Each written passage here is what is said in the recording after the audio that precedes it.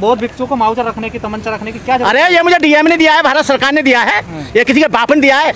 जिसका चरित्र अच्छा होता है उसी को हथियारों का लाइसेंस होता है। जो चोर न हो, बदमाश न हो, डकैत न हो, 6 नंबर 8 नंबर में नाम ना हो, अपाहिज ना हो, लंगड़ा ना हो, दिव्यांग ना हो, और वो जो है पागल ना हो, उसको मिलता है भाई। ये गवर्नमेंट देती है।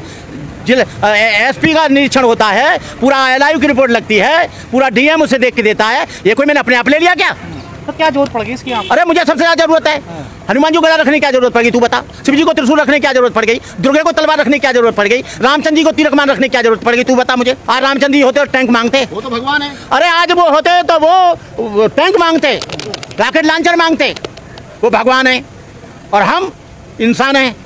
भगवान को जरूरत नहीं है, इंसान को जरूरत है। सनातन तो बौद्ध धर्म है, सनातन हिंदू धर्म नहीं है। एस धर्मो सनातनो बुद्धिज्म में कहा गया है। सनातन धर्म तो इन्होंने लूट लिया है। सनातन धर्म इनका नहीं है। सनातन धर्म बुद्ध को कहते हैं। सनातन का मतलब है जो सिद्धायतन है, सिद्धायतन से सनातन बना है। सिद्धायतन क्या है? 5 इंद्रियां और 6वां मन, इसे सिद्धायतन कहते हैं। और सिद्धायतन को इन्होंने सनातन कर दिया है। ये सनातन इनका नहीं है, सनातन बौद्धों का है। यदि तुम्हारा बदनाम हो रहा है, तुम्हारे भगवान करेंगे तुम्हारी रक्षा, क्यों चिंता करते हो? तुम्हारे पास 33 करोड़ देवता हैं, तुम्हारे पास हनुमान जी हैं, तुम्हारे पास शिव जी हैं, तुम्हारे पास चक्र सुदर्शन है। कौन क्यों चिंता करते हो? हिंदू धर्म खतरे में नहीं है, सनातन धर्म खतरे में नहीं है, यहाँ का ब्राह्मणवाद खतरे में है। जो आज ब्राह्मण को अपने जीविकोपार्जन के लिए दक्षिणा नहीं मिल रही है। यहाँ कोई धर्म खतरे में नहीं है, सारे धर्म ठीक तरह से चल रहे हैं। ये देश धर्मनिरपेक्ष है, सनातन धर्म खतरे में नहीं है। पंडित जी का दान दक्षिणा खतरे में। फंडिंग हो रही है तो फंडिंग के लिए तुम कौन हो? उसके लिए ईडी है, उसके लिए सीबीआई है, उसके लिए इनकम टैक्स है, उसके लिए हमारा जो कॉमर्शियल डिपार्टमेंट है वो तुम कौन हो बे? तुम कोई ईडी हो?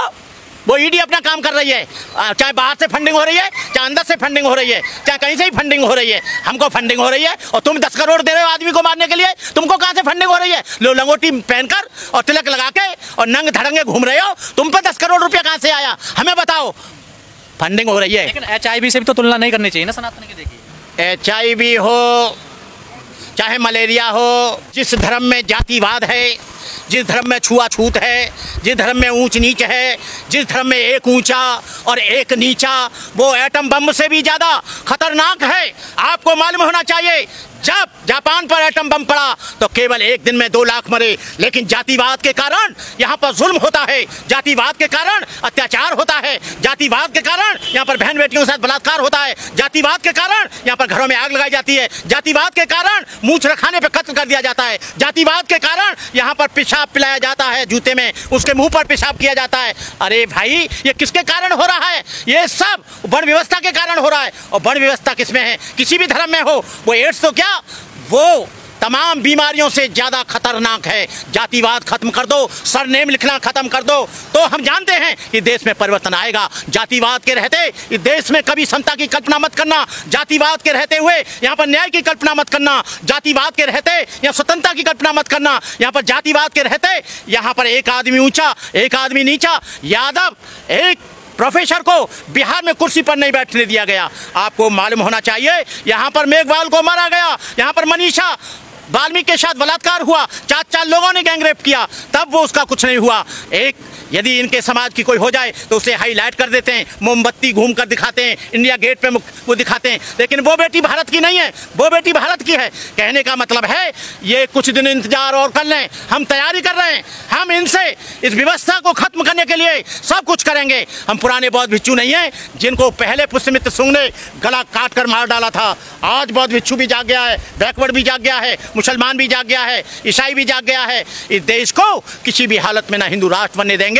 हम किसी धर्म का विरोध नहीं करते हैं, लेकिन हम व्यवस्था का जरूर विरोध करते हैं। हम व्यवस्था के लिए बनाए रखने के लिए, जिस व्यवस्था में हिंदू मुस्लिम सिख ईसाई सारे लोग खुश रह सकें, हम ऐसा करना चाहते हैं। अरे जब तुम चिल्लाते हो कि मुर्मू दलित महिला को हमने राष्ट्रपति बना दिया, रामनाथ कोविंद को बना दिया, लेकिन वहां पर रामनाथ कोविंद को जगन्नाथपुरी के मंदिर में घुसने नहीं दिया, जबकि वो प्रथम नागरिक होता है। अरे वो भी तो हिंदू है। इधर बताते हो कि राष्ट्रपति बना दिया दलित को, लेकिन दलित को मंदिर में जाने की इजाजत नहीं। मुर्मू को भी बना दिया, लेकिन मुर्मू को अभी यहाँ पर एक कार्यक्रम हुआ था, अभी इसका पार्लियामेंट का उद्घाटन, उसमें भी नहीं बुलाया गया। नई पार्लियामेंट एक मंदिर में गई थी, वहाँ पर भी नहीं जाने दिया। अच्छा, हम हिंदू इसलिए हैं कि हमसे तुम काम निकालो, लेकिन जब हमारे सम्मान की बात आए, जब हमको बराबर अधिकार की बात आए, तब हम हिंदू नहीं रहते, तब हम बैकवर्ड हो जाते, शेड्यूल कास्ट हो जाते, नाई हो जाते, धानुक हो जाते, कहार हो जाते, लोहार हो जाते, कमार हो जाते, यादव हो जाते, कुर्मी हो जाते, संखवार हो जाते,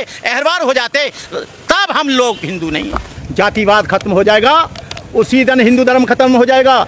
जातिवाद और वर्ण व्यवस्था की रीढ़ पर डॉक्टर अम्बेडकर ने कहा था ये हिंदू धर्म खड़ा है। जिस दिन वर्ण व्यवस्था खत्म होगी उस दिन हिंदू धर्म खत्म हो जाएगा। आप चाहते हो हिंदू धर्म खत्म होना चाहिए? हम नहीं चाहते, लेकिन वर्ण व्यवस्था को खत्म करना चाहते हैं।